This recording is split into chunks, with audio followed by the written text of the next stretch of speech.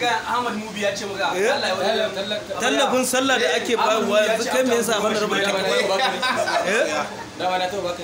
ne amma kai ka ba masu yago ba za a bayar ba wani wasu yanka ne ɗaya daga ciki yawa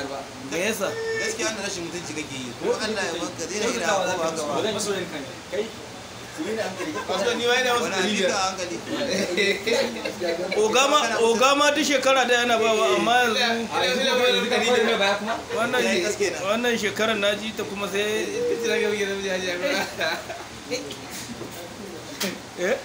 ga sunan dai sun jera wannan sallah kallon mu suke mana kallon wani lokacin ne bai su Allah ya sake nan dama shi ɗaya dama bai taɓa bawa ba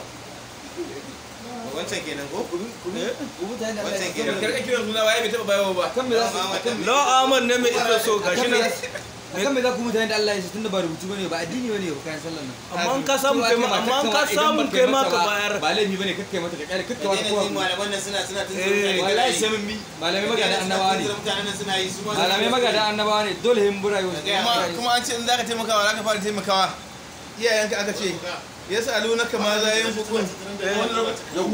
qul ma anfaqtum wal walidina wal aqrabina wal Allah kawo ayanan da Allah ya